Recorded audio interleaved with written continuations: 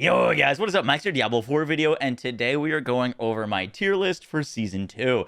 Now, I have played a lot of Druid. I've played a lot of Druid in Season 0, Season 1, and Season 2, and I've now put out a bunch of builds for Season 2, and so I felt like I was in a pretty good spot to now give you guys a tier list. Now, this tier list is going to be off of my opinions and impressions of playing these different builds. I'm not going to be talking about someone else's build or someone else's experience. This is my personal experience with the builds and how they've shaked out for me, messing around with them, trying to get them to be the most powerful, the best build possible, what I think their potential is. And I've prepared a little PowerPoint presentation for you that we're going to kind of get into, because originally I was going to do like the S through A tier, and I just didn't think that really like did it justice for like, honestly, the big thing about this season is that Diablo 4, at least in my opinion, has never been easier. There's never been better build diversity, and any build that you want to play, you can do. Uber Lilith is easier right now than a Nightmare 100 boss. It's just like there's so much diversity and there's so many ways to play. If you have a build that you enjoy, if you min-max it and progress it through, you're going to be able to do all of the content in the game. However, some builds are going to be able to do that easier, and some builds are going to have a harder time at that. And so that's why I made this tier list. Hope you guys enjoyed the video. Let's get right into it. So the way this tier list is going to work is we've got a criteria. Now, I was inspired by Rax, who does his like tier list rankings for like the different characters for the season. Instead of just putting these characters as like this is the best tier build, I wanted to go into this not knowing what I was going to place as the best build and just ranking them off of their different things. So for example, in the bossing category, I'm going to rank the builds, and the build that's number 1 is going to get 1 point. The build that's number 1 in mobbing is going to get 1 point. The build that's the worst in mobbing is going to get the most amount of points. The way that this tier list is going to work is after we're done with our criteria, whatever build has the lowest score possible is going to be our best S tier build. But I'll also format this so if you really care about bossing, you can see what the best bossing build is. Or if you really care about survivability, you can see what the best survivability build is. Our criteria is going to be bossing, mobbing, survivability, gear rex / ease of use. This is really the only category I need to explain.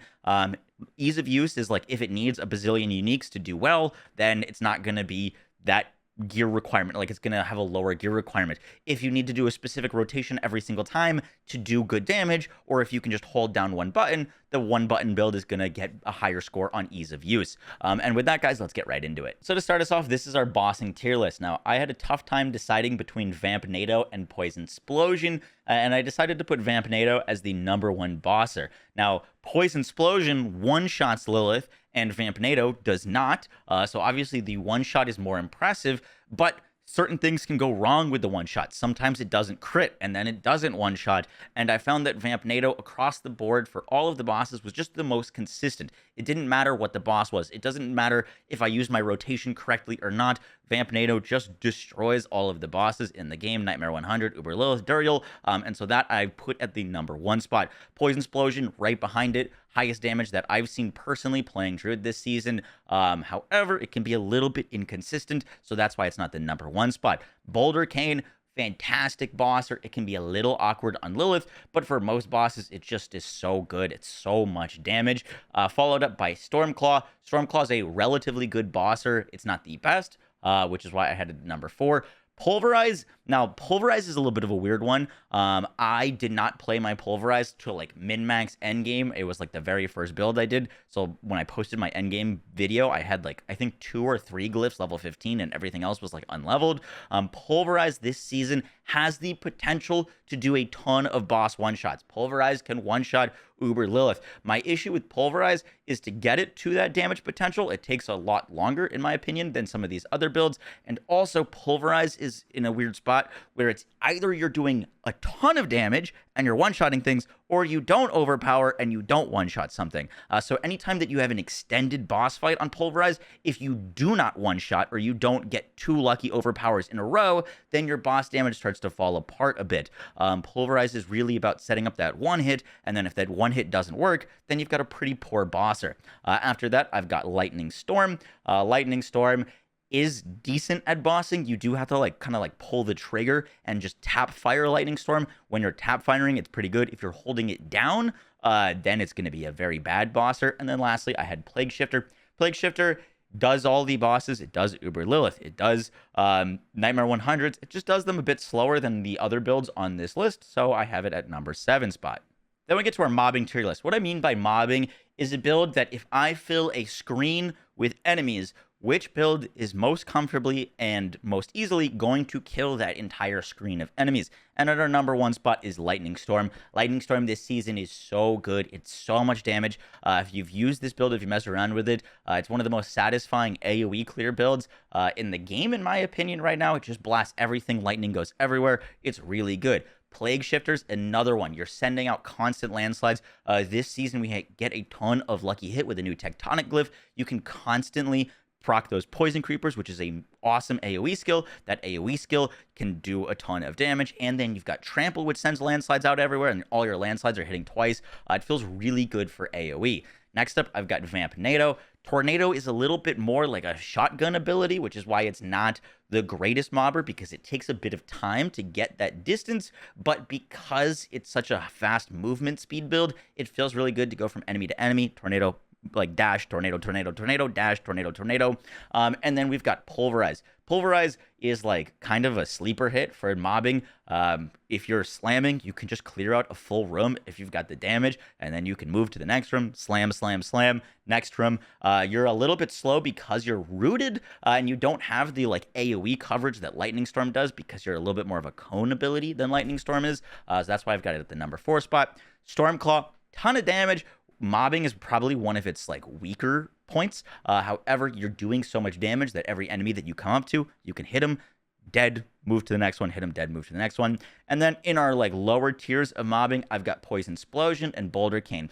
Poison Explosion I found a bit weaker on the mobbing, just because you do have to like wait a little bit, like to do your most mobbing damage. You have to wait for your Poison Creeper, and your Shred is a really good like ability to kill things. I just found it a little bit more slow for mobbing, where I felt like I was more like setting up my mobbing damage versus something like Lightning Storm. I could just tap one button and all of my mobbing is done. I don't need to set up this combo. And then lastly, Boulder Cane. Really, with Boulder Cane, you run into a suppressor elite, your mobbing is over. It has a bunch of issues with pushing enemies away while you're fighting a bunch of elites, where you're pushing one elite one way and another elite another way, and you have to constantly chase after them.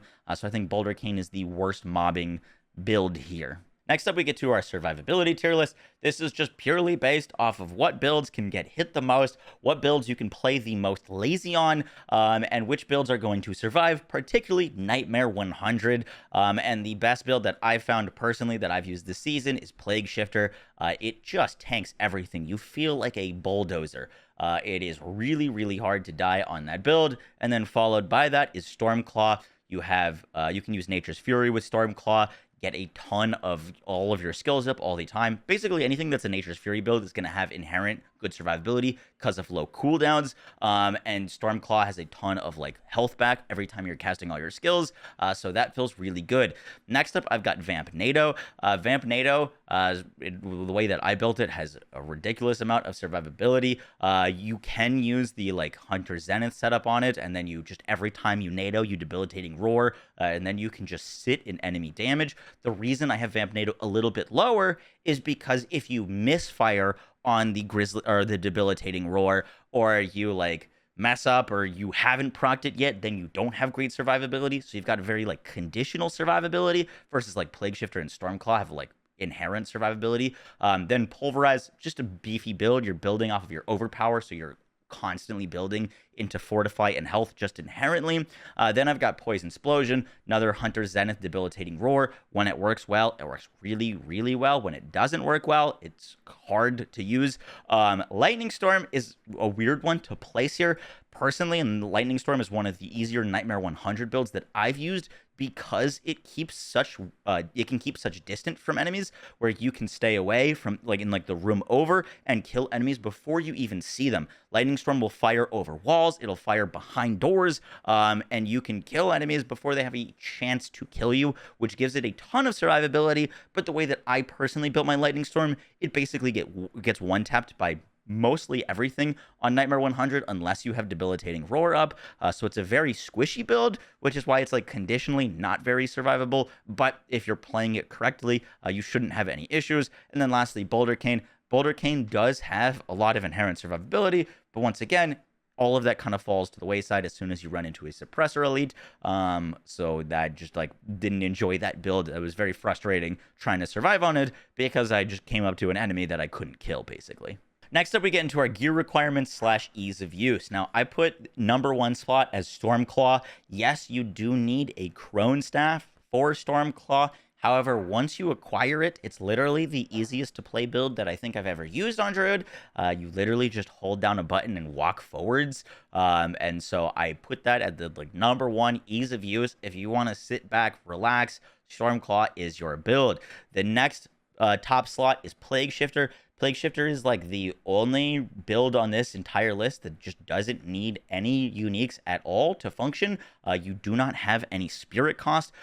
One of like the tougher things to use about some of these other builds is that they have spirit cost, and then you got to manage that spirit cost, which makes it tough to use. Plus, they could be requiring the Tempest Roar, which also makes them tough. A Plague Shifter doesn't require any uniques to work. It's why it was such a great leveling build in Season 1, and why it's one of the easiest to use builds that I have here. Next up is Pulverize. Pulverize, you literally walk forward and hit the slam button. Same thing with Lightning Storm. Lightning Storm is really easy to use. You just hold down Lightning Storm, dash, hold down Lightning Storm. It does require a Tempest Roar, so obviously it's not going to be like that high up. Same thing with Vamp NATO. Just spam your NATOs. Boulder Cane and Poison Explosion are both very more so technical builds, so they're a little bit more difficult to use. I found Poison Explosion was a lot more of like a combo game, so you needed to set up your things, and then versus like Vamp NATO and Lightning Storm, you're kind of just holding down one button and just spamming. So those, even though they do require a Tempest Roar, are just a lot easier builds to use, in my opinion.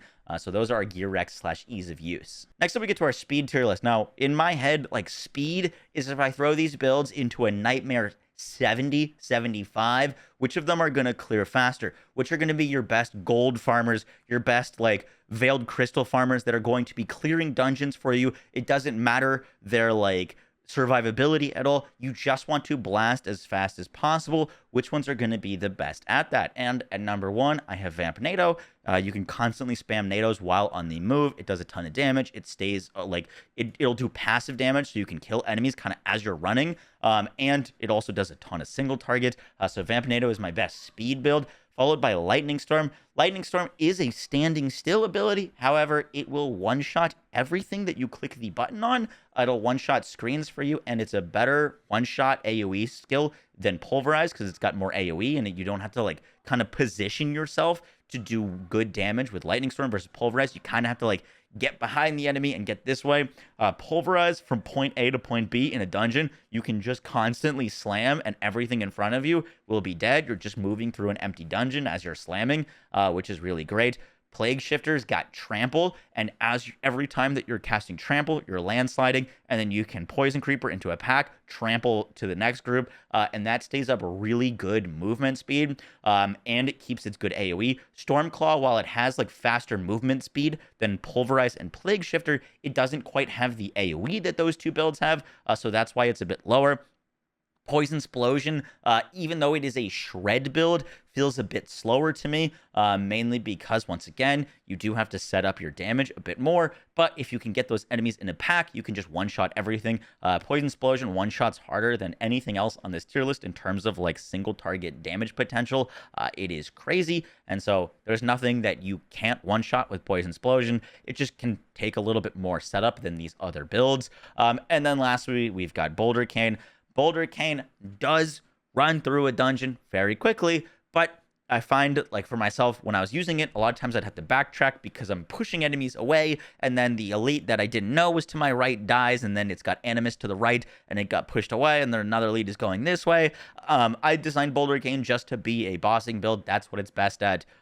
It can move through dungeons quickly. It's just a bit of a pain to use for a Nightmare dungeon, so that's why I have it as my lowest speed build. Now we get to the results of our tier list. Now, once again, I didn't know what was going to be the best build going into this. I just put numbers and ranked them in all of these different categories. I had no idea what was going to come out on top. And then when we crunch all of these numbers, add them up, once again, lowest is the best. We get to our final results, and our #1 spot, we have Vamp NATO. I was kind of guessing that this was going to be the top spot, honestly, just because one, it's got really great damage, and two, it's got good speed clearing, and it's got decent survivability. It just kind of does it all. At our number 2 spot, we've got Plague Shifter.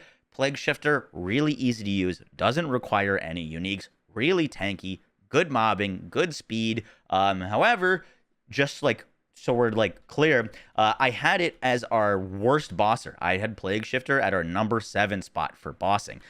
So obviously this tier list is going to prioritize overall playability rather than specific things. If you just want to go kill bosses, Plague Shifter is not the build that I'm going to recommend to you, for example. But with all of the other quality of life that this build brings, it's our number 2 spot. Stormclaw at our number 3 doesn't surprise me at all. Stormclaw is kind of like a do-it-all, but like not best at anything. It's just good all around. It's a very well-rounded and strong build for this season. If you're going to pick one build and stick to it, it's a great one to choose because it's just going to do all of the content without needing too much fuss. At our number 4 spot, we've got tied between Pulverize and Lightning Storm. That makes a ton of sense to me. These builds kind of operate similarly. Lightning Storm's got a bit better AoE and clear speed than Pulverize. Pulverize has a little bit higher boss potential than Lightning Storm. And these builds tying didn't really surprise me that much. And then at our number 5 spot and our number 6 spot, we've got Poison Explosion and Boulder Cane. Once again, these builds are builds that I set up more so to be high bossers. These builds, Poison Explosion and Boulder Cane, when we go to the bossing tier list, were number 2 and number 3. So once again, if you're prioritizing bossing, these builds are fantastic. And if you're prioritizing big numbers and high DPS, they are winners. However, when it comes to their setup, their use, their speed, they just didn't find them quite as good as some of our other builds. And so that's why they're lower on the tier list. It doesn't mean that they're bad builds. It's just overall quality of life. They're not quite up there with something like Vampnado. Guys, that is going to do it for the video. I hope you enjoyed. Once again, these are my impressions and opinions of the builds that I have played. Obviously, your impressions and opinions could vary. Let me know down below in the comments what Druid build you've been enjoying the most. These are just ranking my own builds, as I haven't played other people's builds, so I can't rank them because I just don't know where they would fit on this list. But I hope you guys enjoyed the video, and I will catch y'all in the next one. The day that this is coming out, the new Druid rings are going to be like being introduced, which is going to give us a pull, which I think is going to really benefit Plague Shifter. Is going to be one of the better builds for that. Stormclaw should also really benefit from the new Druid ring. So these builds could see some higher results in this like final ranking, but just wanted to put this out there before these rings come out, and then I'll probably be making some builds with the new Druid ring to show off what it can do. I'll catch you on the next one, guys. Take care. Peace.